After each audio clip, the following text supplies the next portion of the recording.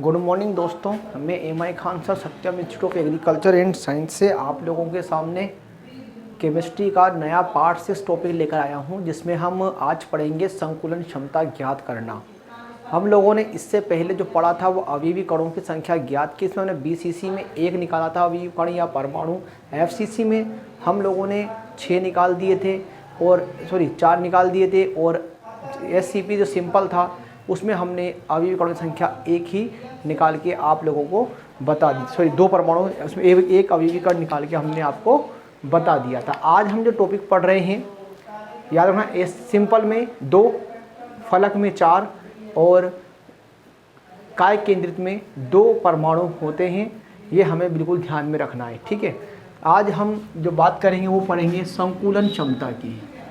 संकुलन क्षमता, संकुलन क्षमता क्या होती है? संकुलन क्षमता या पैकेजिंग होती क्या है? किसी क्रिस्टल जालक में अवयवी कणों द्वारा घेरा गया अधिकतम स्थान। मतलब कोई भी क्रिस्टल जालक है, कोई बॉक्स है, उसमें हम किसी बॉल्स को भर रहे हैं, तो वो बॉल्स कितना परसेंटेज भाग घेर रही है? 50% भाग घेर रही है। तो जो बीच में छेद जो हमको दिखते हैं, उसका जो भाग छेद दिख रहा है वो रिक्त भाग कहलाता है, ठीक है। रिक्ति भी अपन जिसको बोलते हैं, उसका परसेंटेज कितना होगा? जितना भाग घेर लिया गया है वो संकुलन क्षमता कहला जाएगी, और जो भाग छूट गया है उसका रिक्त भाग कहलाया जाएगा, ठीक है। तो संकुलन क्षमता कैसे कहते हैं? क्रिस्टल जालक में अवयवी कणों द्वारा घेरा गया अधिकतम स्थान को उस क्रिस्टल जालक की संकुलन क्षमता कहते हैं। अवयवी कण गोला होता है, इसलिए इसमें हमेशा गोले का आयतन आता है, और जो बॉक्स होता है वो हमेशा घन या मात्रक कोष्ठिका होती है। तो हमेशा नंबर 2 पे नीचे क्या आएगा? घन का आयतन। तो अगर हम इसमें निकालें क्या चीज़? संकुलन क्षमता निकालें या दक्षता निकालें, तो सूत्र हमारा क्या आएगा? संकुलन क्षमता बराबर गोले या अवयवी कणों द्वारा घेरा गया आयतन, है ना। और नीचे जो हमारा आएगा क्या आएगा? जो बॉक्स है हमारा वो घन है, तो घन का आयतन। बात समझ में आ गई ना।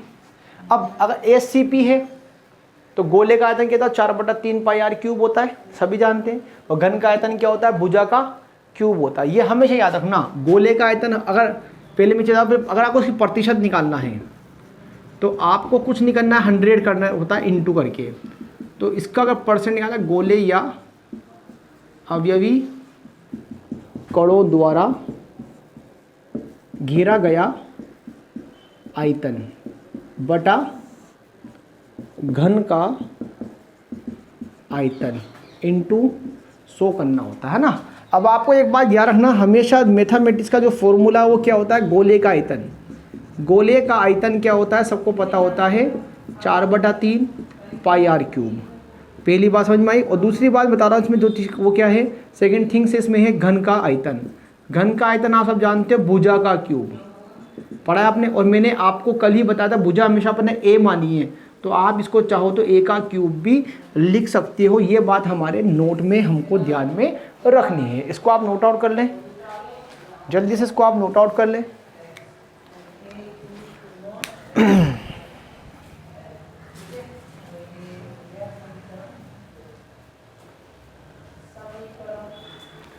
जल्दी लिखें।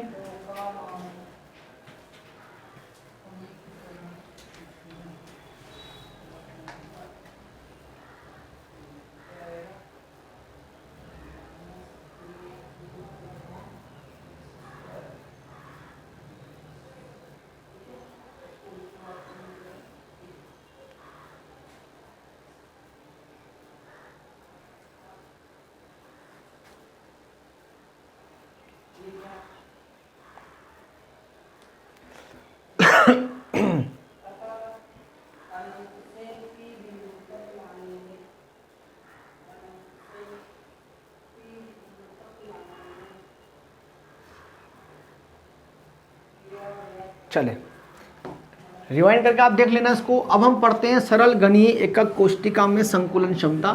फिर हम पढ़ेंगे फलक में, यानी एफसीसी, सीसीपी, एचसीपी, तीनों का तो सेम ही आएगा, और एक बीसीसी का करेंगे। बहुत ही सिंपल है ये।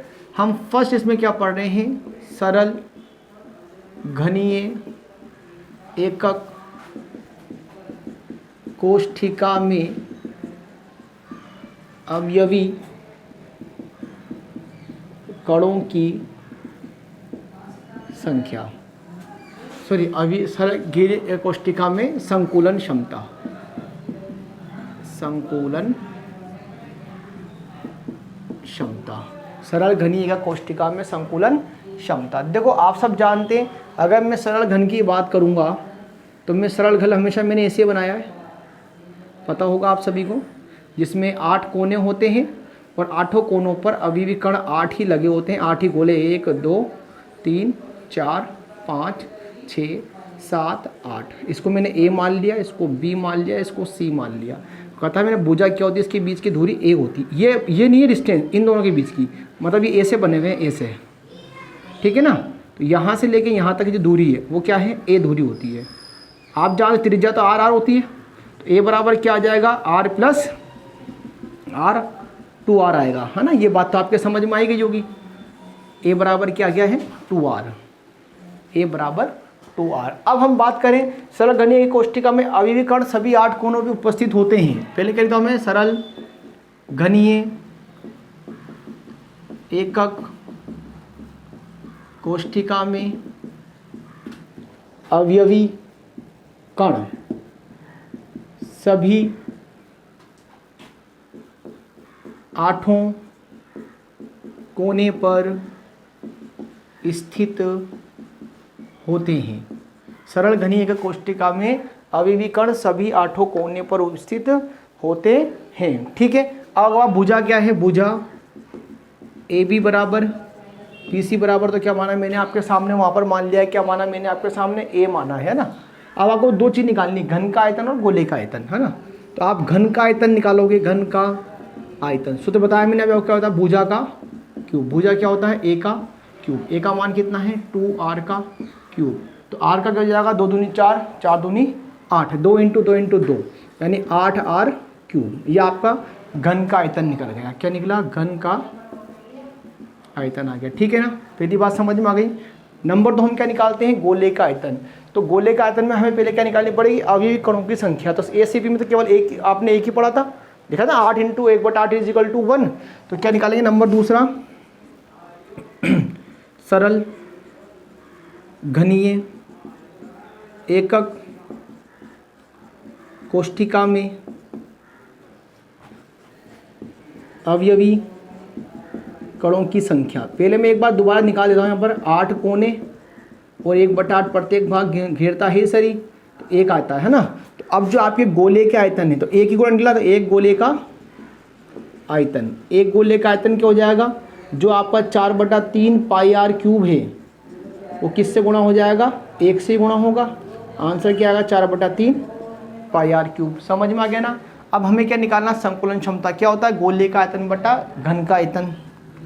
तो संकुलन क्षमता बराबर एक गोले का आयतन बटा घन का आयतन। एक गोले का आयतन कितना होता है, लिख दिया भी 4/3 πr³। घन का क्या हो गया 8r³, r³ से तो r³ कट गया। अब ये नीचे आ जाएगा ना, तो 4 8 24 × 3.14 पाई का मान आ गया। तो इसका आंसर कितना आ गया, 4 से काटेंगे तो 4 × 4 और 6 चौक 24 कट गया। इससे काटेंगे तो 0.524 बार कटेगा ये, ठीक है ना। और जब आपको इसकी संकुलन क्षमता निकालनी, यहाँ लिख देता हूँ मैं, इसकी संकुलन क्षमता निकालनी होगी तो क्या कर देंगे, संकुलन प्रतिशत संकुलन क्षमता बराबर क्या करेंगे, गोले का आयतन, गोले का आयतन बटा घन का आयतन इंटू 100। अब आपने ये वैल्यू निकाली, कितनी निकाली 0.524, किससे गुणा कर दो 100 से, कितना जाएगा 52.4%। तो प्रतिशत संकुलन क्षमता है ना एससीपी की सरल घनीय इकाई कितनी होती है, 52.4% आती है, ठीक है। सभी के समझ में आ गया होगा 52.4%। सभी इसको लिख ले अच्छे से, दोबारा समझ लेना। 8 कोने होते हैं इसमें, ए बी बी सी, इसकी दूरी कितनी होती है, ए होती है। मैंने कहा था ये दूरी इस लंबाई की नहीं, इन दो गोले की लंबाई, तो ए इसकी दूरी हो गई है। एक त्रिज्या आर की होती है, दो त्रिज्या, तो ए की दूरी आर प्लस आर 2r की निकाल दी थी मैंने। अब सूत्र क्या होता है, गोले का आयतन बटा घन का आयतन। तो पहले घन का आयतन निकाल लो, घन का आयतन भुजा क्यूब होता है तो 2r³ हो गया, तो 8r³ हो गया, है ना। अब आपको निकाला गोले का आयतन। अब इसमें गोले तो अवयवी कण कितने बन रहे हैं, अवयवी कण कितने, सरल में तो 8 कोने होते हैं, तो 1/8 हो जाएगा, तो 1 आ जाएगा, है ना। अब एक गोला या एक परमाणु जो आपका आंसर आया है, इस आंसर के अंदर ही आपको आयतन को गुणा कर देना। गुणा करा तो ये 1 गुणा सेम टू सेम में आ गया। क्षमता निकाल के सोल्व कर दिया, ये आ गया, परसेंट इंटू 100 कर दिया, तो 52.4% आ गया है। आप सभी इसको लिख लें। कुछ समझ में आया तो उसको एक बार और रिवाइंड करके देख लें वीडियो को।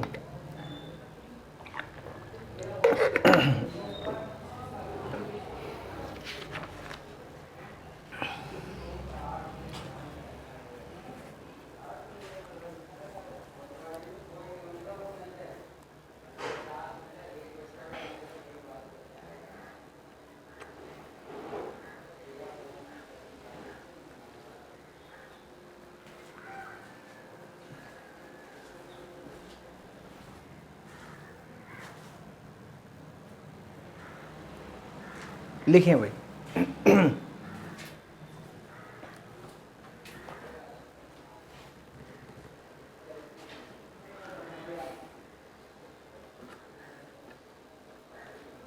जल्दी लिखें।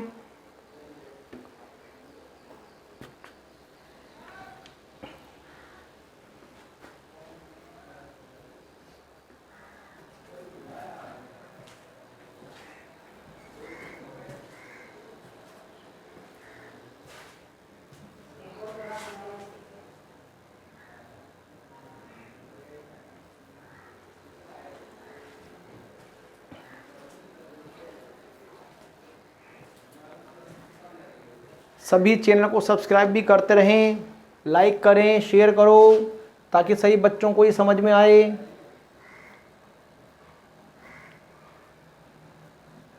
चलें, अब आप इसको रिवाइंड करके देख लेना, क्योंकि इतना समय नहीं होता है, वीडियो जो 40 मिनट का ही बन पाता है, हमें और भी काफ़ी सारे करने पड़ते हैं सोल्व, ठीक है।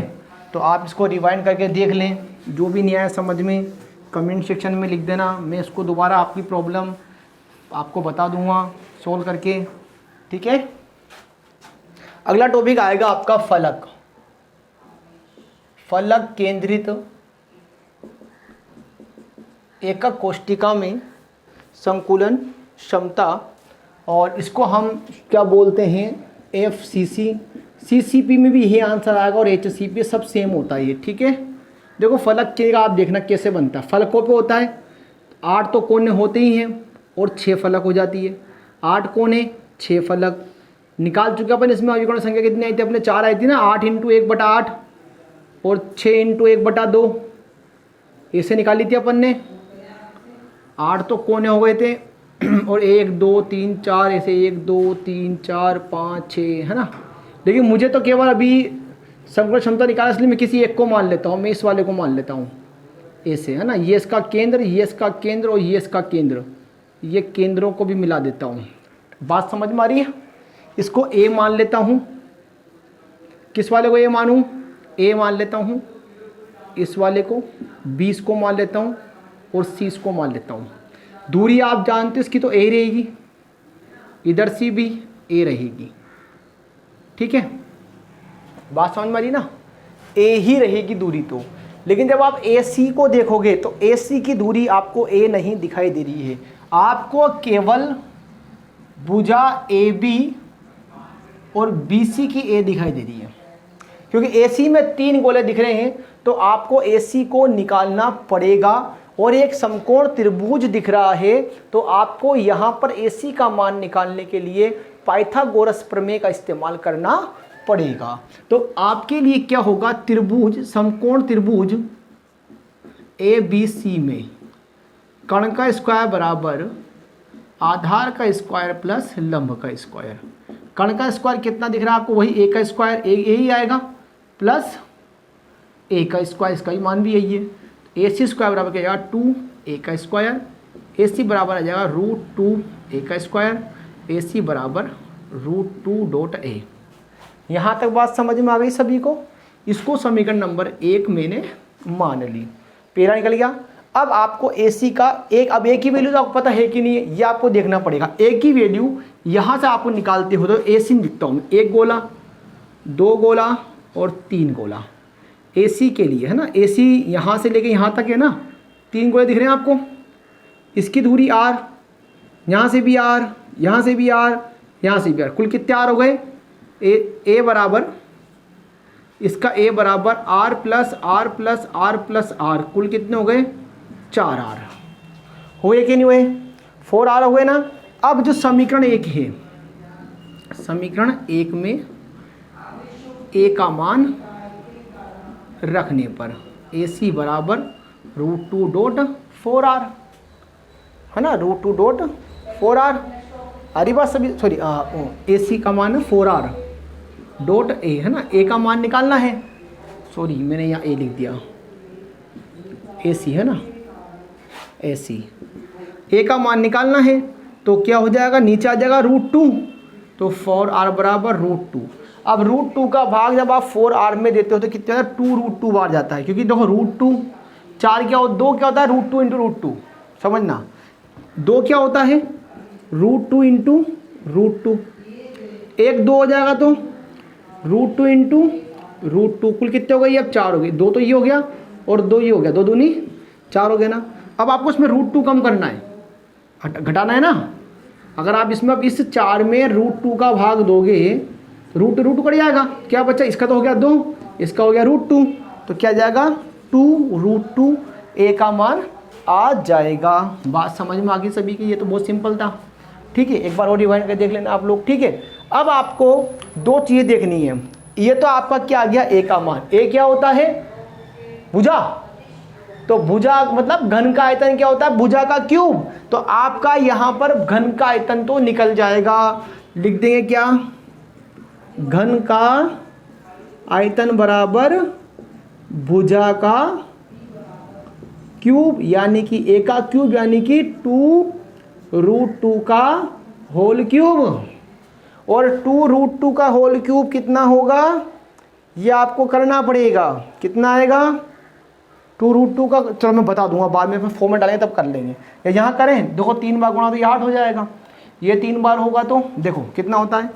2 तो 3 बार गुणा होगा, है ना, और √2 भी 3 बार गुणा होगा, तो ये तो हो जाएगा 2। अब 2 कितनी बार गुणा? 4 बार गुणा हो गया। 2 दूनी 4, 4 दूनी 8, 8 दूनी 16, 16 √2 आ गई वहाँ, हो गया ना। चलो 16 √2 आ जाएगा इसका आंसर। कितना आ जाएगा? 16 √2।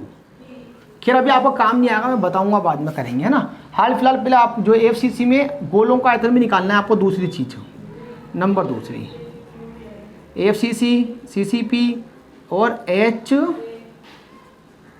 में अवयवी कणों की संख्या आप जानते हैं ना। 8 तो कोने होते हैं, पढ़ चुके अपन, और 8 भाग घेरता है, 6 फलक होती है, प्रत्येक फलक आधा भाग घेरती है। यहाँ पर आपके 3, यहाँ पर आपका 1, बीच में है प्लस 1 + 3 = 4, ठीक है। तो गोले का 4 गोलों का आयतन, 4 गोलों का आयतन क्या हो जाएगा? 4/4 × 4/3 πr³, 4 चौक 16/3 πr³। चलो गोले का आयतन भी निकल गया और घन का आयतन भी हो गया है। तो अब हम इसका क्या निकाल लेते हैं? इसकी संकुलन क्षमता निकाल लेते हैं। यहाँ निकाल लेता हूँ मैं इसके अंदर। तो संकुलन क्षमता बराबर 4 गोलों का आयतन बटा 4 गोलों का आयतन बटा घन का आयतन, ठीक है। वैसे तो वो सिंपल है, 74% होता है, सभी जानते ही हैं, फिर भी मैं करूँगा। 4 गोलों का आयतन होता है 4 16/3 πr³, घन का आयतन होता है 2√2 का होल क्यूब, ठीक है ना। इसको सोल्व कर लेते हैं। 3 नीचे आ जाएगा तो 16 πr³/3 इंटू, ये मैंने बताया था कितना, इसका भी 16 आया था ना, 16√2, ठीक है। जब आप करोगे तो देखो चाहो तो 16 से 16 को काट दो, कोई दिक्कत है ही नहीं, है ना। तो बाकी सोल्व करेंगे, इसका आएगा 0.74%। डायरेक्ट बता रहा हूँ मैं आपको इसका क्योंकि सोल्व करने में टाइम लगता है। तो आप 0.4% संकुलन क्षमता जो होती है, आप लोग पढ़ के आए हैं, अभी जस्ट बताया मैंने, यही सूत्र में 100 से गुणा कर देंगे। 4 गोलों का आयतन बटा घन का आयतन इंटू 100, तो 0.74 तो इसका आ ही गया है, इंटू 100 इजिकल टू 74% इसका आंसर हमारा आ जाएगा। बात सभी के समझ में आ गई? अच्छी है समझ वाले सभी के? एक बार और समझ लेना। घन वाला हमारे पास एफसीसी बना के दिखाया मैंने आपके, जिसमें 8 कोने होते हैं, 6 फलक होती है, लेकिन मुझे किसी एक में ही सोल्व करना था, तो मैंने 6 को तो 5 को छोड़ के ये ले लिया। ऊपर वाला है ABC, एक त्रिभुज समकोण त्रिभुज बन रहा है, AB की दूरी और BC दूरी आपको A दिख रही है, बट AC में 3 गोले आ रही है, सब में 2 गोले, कोई दिक्कत नहीं थी, यहाँ 3 गोले, तो AC का मान पाइथागोरस से निकाल के दिखा दिया मैंने आपको। दोनों का मान A होता है तो स्क्वायर आएगा, तो square square 2A square root 2A का AC का आ गया। अब AC का मान निकालना था, तो AC में 3 गोले थे, पहले में R, तीसरा भी R, लेकिन B वाला जो है, ये जो बीच वाला पोर्शन है, गोला पूरा व्यास आ रहा है 2R, जोड़ेंगे तो 4R हो जाएगा। 4R, अब AC का मान रखिए यहाँ, A का मान निकाले, A क्या निकाली मैंने, भुजा निकाल लिया। अब घन का आयतन होता है भुजा की, तो 2√2 उसका भुजा क्यूब आ गया। गोले का अविकरणों में गोले के अविकरणों की संख्या निकाल ली अपन ने, तो तरीका पता ही FCC में क्या आता है, 4 परमाणु आ जाते हैं आपके पास, 4 परमाणु या गोले बोलते हैं अपन इसको, और चारों का निकालना है, तो एक का निकालो 4/3 पाई आर क्यूब, 4 का निकालो तो 4 × 4/3 pi R cube, 4 × 16/3 pi R cube. अब संकुलन क्षमता निकालना है, तो ये 4 गोलों का आयतन बटा घन का आयतन करेंगे, 0.74% आया था, परसेंटेज निकालना है, इंटू 100 कर देना, तो 74% इसका आंसर आ गया। जल्दी से इसको आप उतार लें।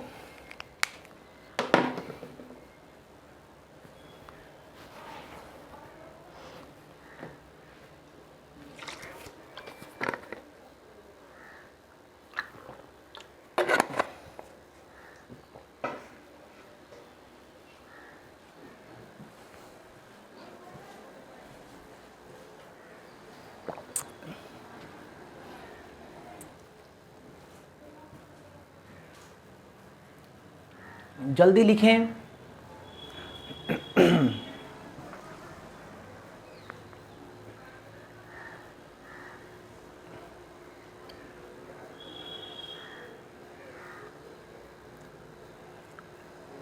लिख लिया सभी ने? थोड़ा टाइम लग रहा होगा तुम्हें। आप भी इसमें म्यूट कर सकते हैं, किसी ने अच्छा, बात में करना।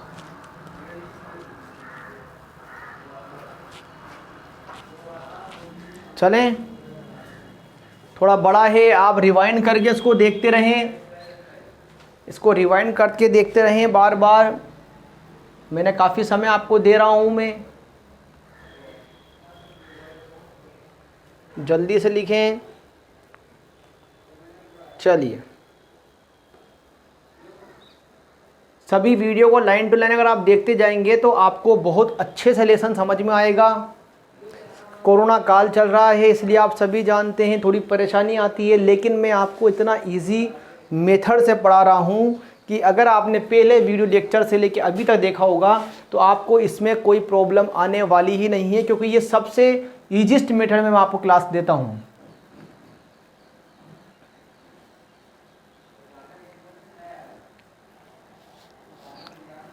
चलें, जल्दी करें।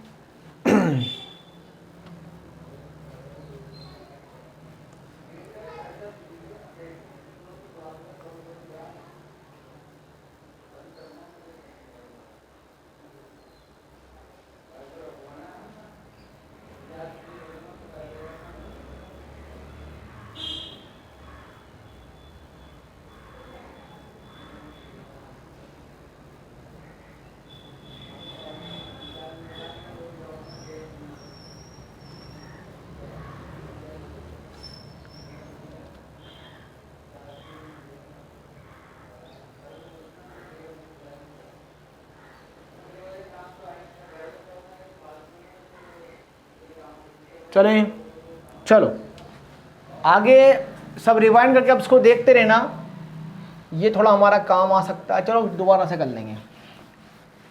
चलें,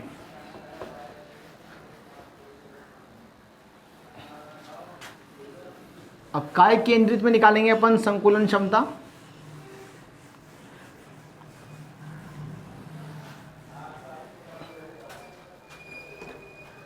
काय नंबर तीसरा आएगा, काय केंद्रीय रेखा कोष्ठिका में संकुलन क्षमता, जिसको हम BCC कहते हैं। देखो ये बोर्ड में इनमें से कुछ ना कुछ आ जाता है, भले ही आपका वो सेंटर में CBSE में आए, हिंदी मीडियम में, चाहे इंग्लिश मीडियम हो, कुछ भी हो, चाहे राजस्थान बोर्ड हो, सब में सेम है। ये देखो मैं काय केंद्र बना देता हूँ आपके सामने।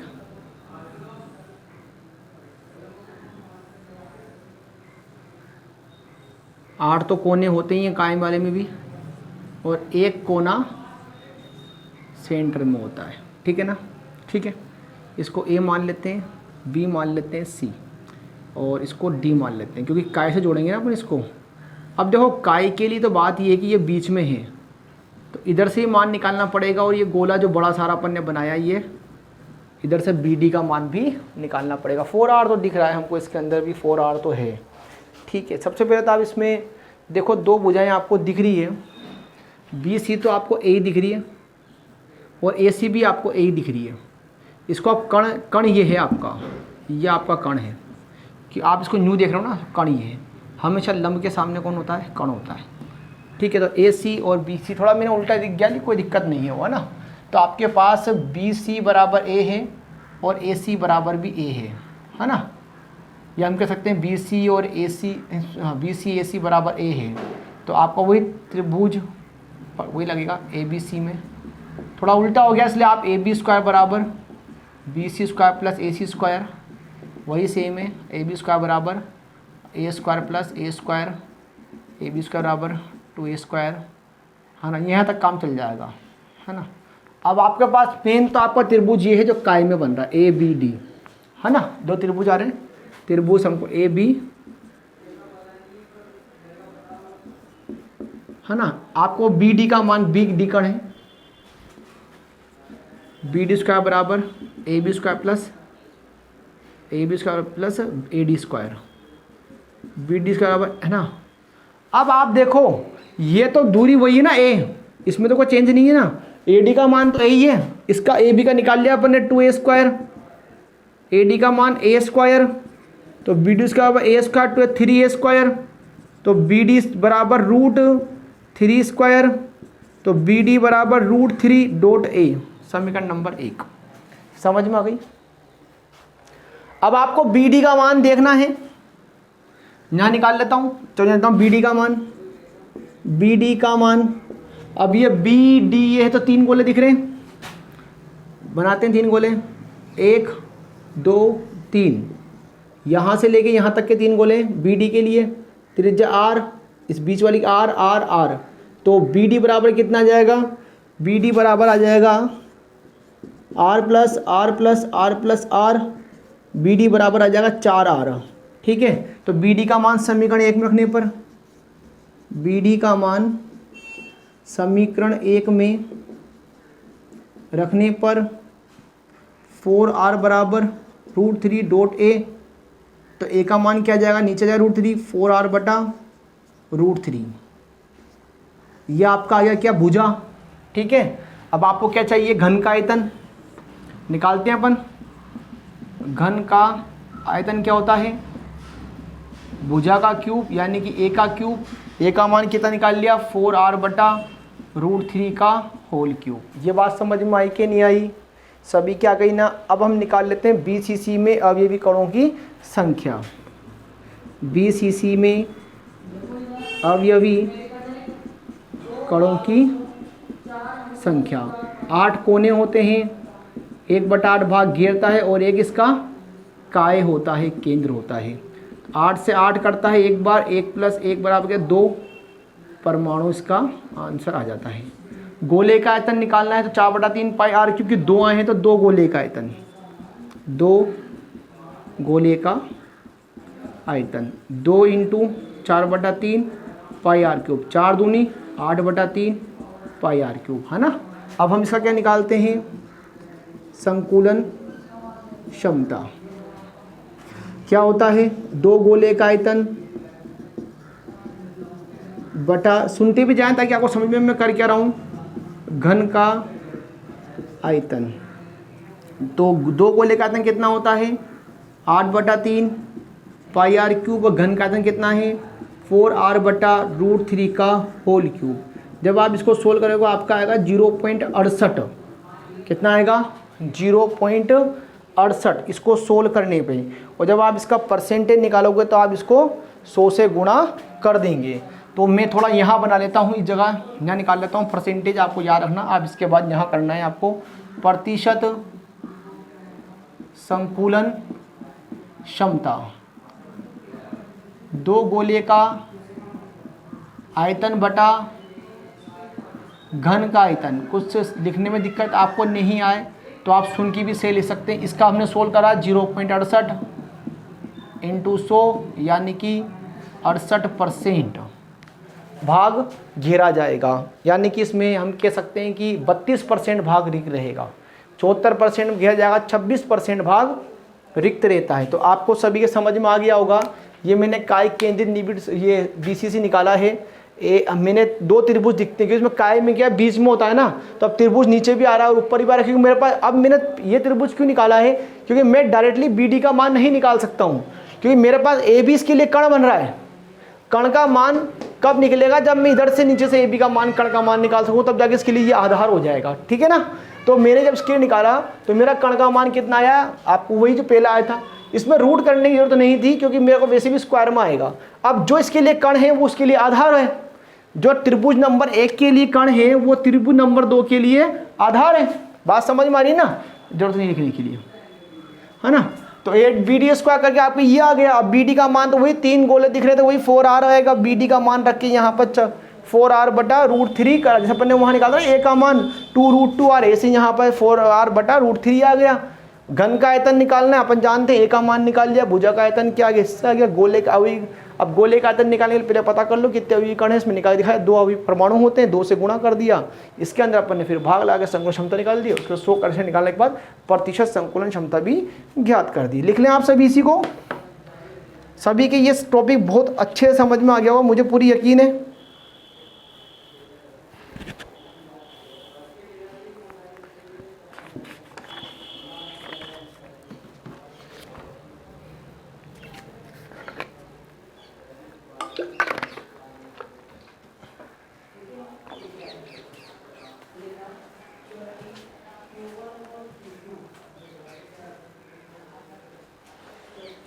इस टॉपिक को आप 2-3 बार रिवाइंड करके देखें।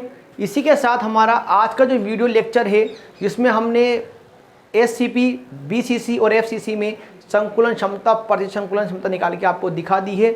नेक्स्ट हमारा पार्ट जो 7 होगा वो कल आएगा आपके सामने। तब तक के लिए थैंक यू वेरी मच। आप चैनल को सब्सक्राइब करते रहो, लाइक करते रहो और एक दूसरे को शेयर करो, ताकि ज़्यादा से बच्चे इस टॉपिक को पढ़ सकें। कोरोना काल है, बिल्कुल फ्री कोचिंग अभी आपको देखने को मिल रही है, ठीक है। Thank you very much. 30 second और तो उनको लिखने हैं, फिर वीडियो ऑफ कर देना।